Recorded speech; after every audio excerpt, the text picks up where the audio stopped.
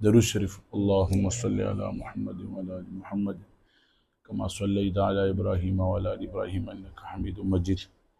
اللہم بارک علی محمد وعلی آل محمد کما بارکت علی ابراہیم وعلی آل ابراہیم انک حمید مجید. نحمدہ ونصلی ونسلم علی رسولہ الکریم. اما بعد فاعوذ باللہ من الشیطان الرجیم. بسم اللہ الرحمن الرحیم. الحمدللہ، اللہ رب العالمین کا ہم پر خصوصی کرم ہے، فضل ہے کہ اللہ رب العالمین نے ہمیں دین کی نسبت سے یہاں جمع ہونے کی توفیق نصیب فرمائی ہے، اور عالی شان نسبت سے. دین کی نسبت کیا ہے؟ دین کی نسبت یہ ہے کہ آپ خود سوچیں، ہمارے جیسے لوگ ہوں گے، کوئی رشتہ داری میں مصروف ہوگا، کوئی کس کام میں مصروف ہوگا. اللہ رب العالمین نے ہم پر خصوصی نگاہ کی، خصوصی کرم کیا کہ ہمیں ایک فکر کے لیے جمع ہونے کی توفیق نصیب فرمائی. میرے پیارے بھائیو دوستو، الحمدللہ سب سے بڑی نعمت اللہ نے ہمیں دی ہے اسلام. کس چیز کی نعمت دی ہے؟ اسلام کی. اور اسلام کے ساتھ ساتھ ہمیں کلمہ عطا فرمایا، لا الہ الا اللہ محمد رسول اللہ صلی اللہ علیہ وسلم. ہر نبی کی، انبیاء کی خواہش تھی کہ وہ اس امت کا حصہ بنے، یا یہ امت اس کو ملے. کیا ہو؟ یا اس امت کا حصہ بنے یا یہ امت اس کو ملے.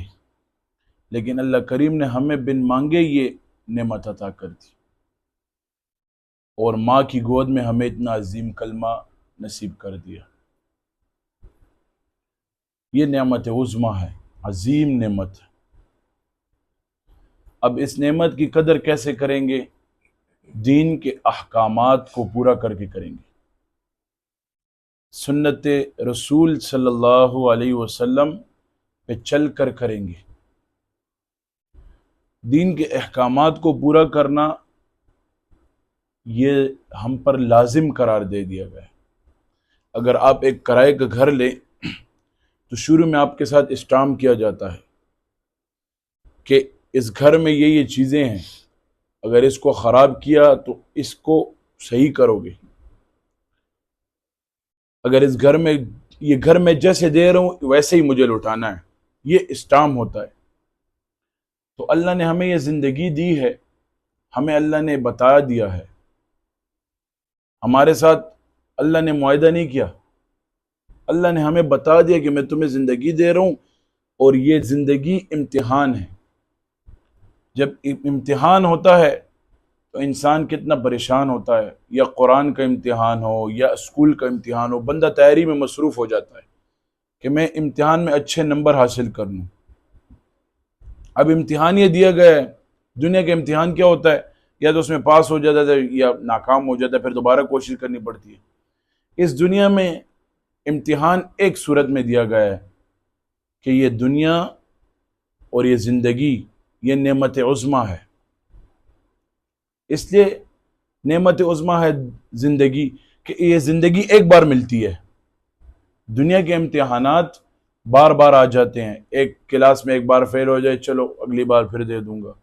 اس سیمسٹر میں فیل ہو گئے، اگلی بار پھر تیاری کر لوں گا. فلاں چیز میں فیل ہو گئے، اگلی بار پھر تیاری کر لوں گا. نمبر کم آ گئے، دوبارہ ری چیکنگ کے لیے دے دوں گا، پھر دے دوں گا پیپر. لیکن ادھر یہ چیز نہیں ہے. ادھر بتا دیا گیا ہے کہ یہ دنیا ہے اور اس میں تم رہ رہے ہو. مال فتنہ ہے، اولاد فتنہ ہے، سارا کچھ بتا دیا گیا ہے. بھیجا بھی امتحان کے لیے، اور امتحان کے جوابات بھی ہمیں یاد میں دے دیے. ورنہ ایک کتاب، جب ایگزام ہوتے ہیں، ایک کتاب سے جب ٹیچر سوال لکھتا ہے تو اس سے چھپ کر، اسٹوڈنٹ سے چھپ کر، کہ ان کو پتہ نہ چلے. ادھر یہ چیز نہیں ہے. ادھر اللہ نے ہمیں بتا دیا ہے کہ یہ سوال ہے اور یہ جواب بھی ہے اس کا. اس پر عمل کرو. اور زندگی نعمت عظمیٰ اس لیے کہ ایک بار ملتی ہے، اس کے بعد نہیں ملے گی. مل گئی، قدر کر لو. قدر کس طریقے سے کرنی ہے؟ جوانی کو صحیح طریقے سے گزارنا ہے، گناہ نہیں کرنا. پیسہ کمانا ہے، حلال طریقے سے کمانا ہے. اللہ کو پہچاننا ہے، رسول اللہ صلی اللہ علیہ وسلم کی اتباع کرنی ہے. یہ دنیا اس طریقے سے ہمیں عطا کی گئی، یہ زندگی اس طریقے سے ہمیں عطا کی گئی. وہ بتا دیا گیا ہے کہ دنیا جو ہے وہ مچھر کے پر کے برابر بھی اس کی حیثیت نہیں ہے اللہ تعالیٰ کے ہاں. دنیا کو اللہ اچھی نظر سے نہیں دیکھتا، یہ بھی ہمیں بتا دیا گیا. ایک بندہ کسی بندے کو اگر اچھی نظر سے نہ دیکھے تو وہ بندہ اس کے فیلنگ چیک کرتا ہے کہ یار مجھے چپ ایسے ایسے دیکھ رہا تھا کہ مجھے چپ رہا تھا، یہ تو محفل میں مجھے اچھی نگاہ سے نہیں دیکھ رہا تھا. لیکن اللہ نے بتا دیا کہ یہ زندگی تمہیں نعمت عظمیٰ کے طور پر دی گئی، اسلام تمہیں نعمت عظمیٰ کے طور پر دیا گیا، رسول اللہ صلی اللہ علیہ وسلم کی امت میں تمہیں نعمت عظمیٰ کے طور پر آئے، عظیم نعمت کے طور پر. لیکن جس دنیا میں آ رہے ہو یہ دھوکے کا گھر ہے، یہ بے وفائی کا گھر ہے، یہ اپنے پیچھے کھینچتی ہے. اس کی عورت کا حسن بے وفائی ہے، اس کے مال کا نشہ زوال ہے اس کو. یہاں عورت کا حسن اس کو زوال ہے، یہاں جوانی کو زوال ہے، یہاں بچپن کو زوال ہے، یہاں بڑھاپے کو بھی زوال ہے. کیوں زوال ہے؟ کیونکہ یہ دنیا ابد الاباد نہیں ہے، یہ فانی ہے. چاہے یہاں کوئی 100 سال رہے یا 200 سال رہے یا 80 سال رہے یا 50 سال رہے یا 5 سال رہے یا 1 سال رہے یا 1 دن رہے، اس نے یہاں سے جانا ہے.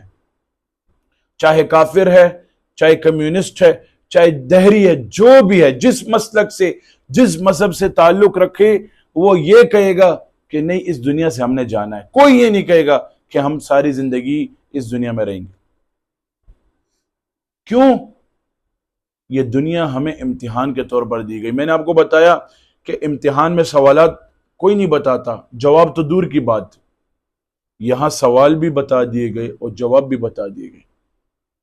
اب ان پر عمل کرنا مشکل ہے کیونکہ دنیا میں ہم مگن ہو چکے ہیں. گناہ ہم سے بہت ہوتے ہیں، قسم خدا کی قدم قدم پر گناہ ہوتے ہیں. سیکنڈ سیکنڈ میں اللہ کو ہم ناراض کرتے ہیں. اللہ کے حبیب کو منٹ تو دور کی بات، سیکنڈ کے لمحوں میں ہم اللہ کے نبی کو صلی اللہ علیہ وسلم کو ناراض کر دیتے ہیں. تھوڑا سا موقع گناہ کا برابر ہو جائے فوراً گناہ ہو گیا، تھوڑا سا موقع حرام کا برابر ہو گئے فوراً حرام کر لیا. یہ کوئی زندگی ہے؟ بندہ اپنے باس کے سامنے یا اپنے بڑوں کے سامنے گناہ نہیں کرتا. اپنے کسی فیکٹری میں کام کر رہا ہو یا کسی اس میں کام کر رہا ہو، اپنے باس کے سامنے چوری نہیں کرتا. وہ کام جب کرتا ہے طریقے سے کرتا ہے، پہلے چھپ کر کرتا ہے. اگر چھپ کر نہ کر سکے کسی کو اپنے ساتھ سہارا بناتا ہے کہ کل یہ میرا سوال کا جواب دے سکے. اور اللہ ہمارا کیا ہے؟ اللہ تو رب العالمین ہے، مالک الملک ہے، ذوالجلال والاکرام ہے. انسان اور اللہ کا رشتہ کبھی نہیں ٹوٹ سکتا، یہ میری بات یاد رکھیں. خصوصاً مسلمان کا اللہ سے رشتہ کبھی بھی نہیں ٹوٹ سکتا، کبھی بھی. پاؤں لگے، تھوڑا سا پاؤں انگوٹھا دکھ جائے یا اللہ خیر، تھوڑا سا دل دکھ جائے اللہ کی طرف متوجہ، تھوڑی سی تکلیف آ جائے یا اللہ، تھوڑا سا کوئی بیمار ہو جائے یا اللہ. رشتہ نہیں ٹوٹتا. اللہ نے ہمارے ساتھ رشتہ نہیں توڑا. اللہ نے قدرتی طور پر ہمارے دلوں میں، ہمارے اعصاب میں، ہماری سوچوں میں اپنی محبت ڈال دی ہے. اب ہمارا کام ہے اللہ سے محبت کرنا. ہم کیا کرتے ہیں؟ ہم فضول دنیا کی محبت، فضول دنیا کی فضول محبت میں لگ جاتے ہیں. آج 1 کمرے کا گھر ہے، کل 2 کمرے کا ہو. آج ایک گاڑی ہے، کل 2 ہو. آج یہ گاڑی ہے، کل اچھی ہو. یہ ہماری سوچ. آج 1 دکان ہے، کل 2 ہو. آج 1,000 آ رہا ہے، کل 2,000 کیسے آئے گا؟ سیزن جب آ جائے ایک کام کا، ہم کیسے فکر مند ہوتے ہیں. نعوذ باللہ ہم سے نمازیں رہ جاتی ہیں، نعوذ باللہ اللہ کے حکم ہم سے رہ جاتے ہیں، لیکن ہم کہتے ہیں چلو یار سیزن ہے، 3 مہینے کا سیزن ہے، 2 مہینے کا سیزن ہے. یہ ہمارے الفاظ ہوتے ہیں کہ چلو نماز پھر پڑھ، میٹنگ ہے باس کے سامنے، پھر نماز پڑھ لیں گے. صحابہ کرام کے واقعات تو ہم بہت سنتے ہیں، نبی کریم صلی اللہ علیہ وسلم کی زندگی کو ہمیں بہت پتہ ہے، ہمیں عمل کرنا چاہیے. میں عمل پہ بات کر رہا ہوں کہ عمل سے زندگی بنتی ہے جنت بھی جہنم بھی. عمل سے زندگی بنتی ہے جنت بھی جہنم بھی. یہ خاکی اپنی فطرت میں نہ نوری ہے نہ ناری. اللہ نے ہمیں اختیار دے دیا کہ میں نے تمہیں سوال بھی دے دیا، جواب ابھی تمہارا کام ہے، جنت کے راستے کو اپناتے ہو یا جہنم کے راہوں پہ چلتے ہو. لیکن مسلمان جہنم کی راہوں پہ چل رہا ہے اس وقت. یہ لمحہ فکریہ ہے، افسوس ہے. بالولدانہ اور ہارون رشید. بالولدانہ مجذوب تھا. مجذوب کسے کہتے ہیں؟ مجذوب اسے کہتے ہیں جو اللہ کے عشق میں پاگل ہو، اور مجنون اسے کہتے ہیں جو دنیا کے عشق میں پاگل ہو. یہ مجذوب تھا. ہارون رشید وقت کا حاکم بادشاہ بالولدانہ کو بلایا، ادھر آؤ. وہ آ گیا، ایک چھڑی نکالی جیب سے، چھڑی سٹک نکال کر دی. کہا اگر تم سے زیادہ بے وقوف انسان کوئی نظر آئے تو یہ چھڑی اس کو دے دینا. اور ہنس پڑا. اس پہ طنز کر رہا تھا، ایک چھغل وہ لوگ کہتے ہیں لگا رہا تھا. بات گزر گئی، بالولدانہ نے وہ چھڑی لے کے جیب میں رکھ دی. کچھ وقت بعد ہارون رشید بیمار ہو گیا، اور بیمار بھی ایسا ہو گیا کہ بستر مرگ پر پڑ گیا. جب بستر مرگ پر ہے، اب ہارون رشید بیمار ہے. بالولدانہ آ گیا اس کی عادت کے لیے. بالولدانہ نے کہا کیا کر رہے ہو، کیوں بیمار ہو؟ اس نے نکاحت والی آواز میں بولا کہ بس طبیعت خراب ہے، بس آخری وقت ہے، مجھے لگ رہا ہے میں مر رہا ہوں. کہتے کیا کر رہے ہو؟ یہاں تو تم کدھر جاتے ہو، یہاں تم کدھر جاتے ہو، وہاں تمہارے لیے لال کارپٹیں بچھائی جاتی ہیں. تمہارے جانے سے پہلے تمہارے جو خادمین ہیں وہاں جا کے جائزہ لیتے ہیں کہ اس کی جگہ ٹھیک ہے نہیں ہے، اس کی جگہ مزے کی ہے نہیں ہے، اس کی جگہ میں پروٹوکول کیسا ہے. وہاں جا رہے ہو اس سفر پہ، تم خود بول رہے ہو آخرت کے سفر پہ جا رہا ہوں، اس سفر میں کس کو بھیجو گے؟ ہارون رشید ایسے دیکھ رہے، اس کی آنکھوں میں آنسو آ گئے. ٹھیک ہے کہہ گئے. کہتے کس اپنے مشیروں کو بھیجو گے، کس اپنے خزانچوں کو بھیجو گے، کس پروٹوکول افسر کو وہاں بھیجو گے کہ وہ تمہارا پروٹوکول چیک کرے، تمہاری لال کارپٹ چیک کرے؟ وہاں کے لیے تیاری کی ہے؟ وہ کہتا ہے نہیں کوئی تیاری نہیں. کہتا ہے یہاں کے نرم محل، نرم اپنی اسائشیں، نرم بسترے چھوڑ رہا ہوں. تو اس نے وہ چھڑی نکالی، اس کو دے دی. وہ کہتا ہے یہ کیا ہے؟ کہتا ہے تم نے مجھے کہا تھا کہ تم سے بے وقوف جو نظر آئے اس کو دینا. کہتا ہے مجھ سے زیادہ بے وقوف تم نظر آئے ہو، کیونکہ تم نے اس جگہ کی تیاری نہیں کی. اصل چیز تیاری ہے.